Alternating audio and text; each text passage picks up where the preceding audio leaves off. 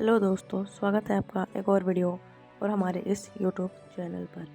I hope आपने पहले के वीडियोस को पसंद किया होगा और वीडियो लाइक की होगी।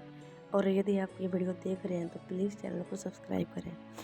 और आज के बारे में हम बात करेंगे कि आखिर क्या हुआ था कर्ण की मृत्यु के पश्चात। आखिर कर्ण ने मृत्यु के समय ऐसे क्या क्या बातें थी या क्या गलतियाँ थी जिनकी क्षमा उन्होंने श्री कृष्ण से मांगी थी, या ऐसा क्या हुआ, क्या क्या घटित हुआ था उनके मृत्यु के समय। तो आइए इस चीज़ को विस्तार से जानते हैं बिना किसी देरी के। तो दोस्तों, महाभारत के उस प्रसंग को संदर्भ करता है जब कर्ण, जो कि महाभारत के एक मेन कैरेक्टर थे और बहुत ही महान योद्धा थे और अपने जीवन के अंतिम समय में थे। यह घटना कुरुक्षेत्र में घटी हुई थी। आपको पता है महाभारत वहीं लड़ी गई थी। कर्ण की मृत्यु से पहले क्या क्या घटनाएं घटित हुई थी, इसके बारे में हम विस्तार से जानेंगे। तो सबसे पहले क्या हुआ था दोस्तों, सबसे पहले जिस वक्त कर्ण अपनी मृत्यु मृत्यु के निकट थे उस समय उन्होंने श्री कृष्ण से बातचीत करी थी। क्या बातचीत करी थी, आइए जानते हैं। जब युद्ध के दौरान जब अर्जुन ने कर्ण पर प्रहार किया, अटैक किया, तो उनके रथ का पहिया जमीन में ही धंस गया। कर्ण रथ का पहिया निकालने की बहुत ट्राई कर रहे थे, बहुत कोशिश करी उन्होंने। उसी समय भगवान कृष्ण ने अर्जुन से कर्ण पर वार करने को कहा। भले ही ये युद्ध युद्ध था ना, ये युद्ध के खिलाफ था, क्योंकि यदि आप सामने वाला हमारा प्रतिद्वंदी, यदि वह पूरे ध्यान में सचेत नहीं है और उस टाइम यदि आप वार करते हैं तो वह अधर्म माना जाता है। परंतु श्री कृष्ण ने अर्जुन को कहा कि युद्ध के नियम के खिलाफ ऐसा करने को कहा। कर्ण ने कृष्ण से अपनी धर्म की दुहाई दी, लेकिन कृष्ण ने कर्ण को याद दिलाया उन्होंने भी धर्म विरुद्ध कार्य किए हैं, धर्म के विरुद्ध गए हैं, जैसे द्रौपदी का अपमान, अभिमन्यु की हत्या में भाग लेना। तो इस चीज़ के ऊपर दूसरा ये हुआ था कि कर्ण का श्राप और भाग्य, ये भी अंत में ही हुआ था। कर्ण को उनके गुरु परशुराम और एक ब्रह्मांड थे, सॉरी, ठीक है। तो उन्होंने क्या किया था, श्राप दिया था। परशुराम ने उन्हें श्राप दिया था कि जब उन्हें अपनी ज्ञान की सबसे ज़्यादा ज़रूरत होगी तो वे उसे भूल जाएंगे।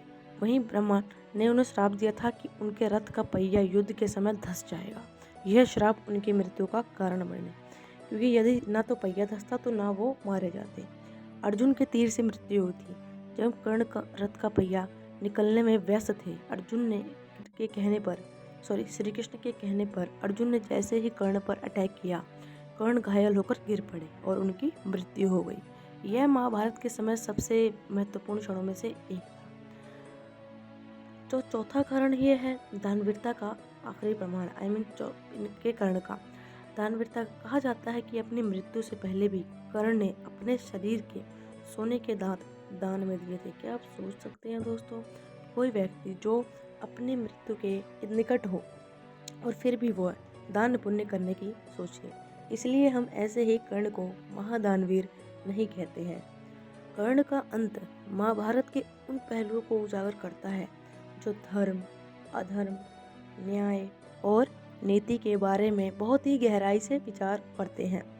उनका जीवन हमेशा संघर्ष में ही बीता और उनके अंदर बहुत ही साहस था और वे बलिदान के प्रतीक थे। कैसे, आपने उनके बारे में सुना ही है कि कैसे उनको हम महादानवीर कहते हैं। अतः वह बहुत ही दानवीर थे। तो दोस्तों, ये थी वो बातें जो उन्होंने अपने मृत्यु के समय करी थी, या मृत्यु के समय जो उनकी घटनाएं घटित हुई थी। अतः अर्जुन के मरने के मुख्य कारण उनको मिला हुआ श्राप ही था, जिसने युद्ध में अपना प्रभाव दिखाया, जिसके कारण उनका जो रथ का पहिया है वह जमीन में ही धंस गया और वे अपनी सारी शक्तियाँ भूल गए। ऐसा इसलिए हुआ था क्योंकि उन्हें श्राप मिला था। और उसी दौरान श्री कृष्ण के कहने पर अर्जुन ने उन पर अटैक किया, जिसके कारण वे वहीं पर ही मूर्छित हो गए और तनिक क्षण में अपना दम तोड़ दिया। तो उस टाइम श्री कृष्ण से उनका छोटा सा संवाद हुआ था।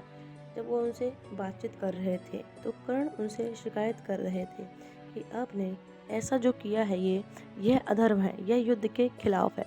तो श्री कृष्ण ने उनकी बात काटते हुए उन्हें याद दिलाया कि यदि यह अधर्म है तो जो तुमने किया वो क्या धर्म था?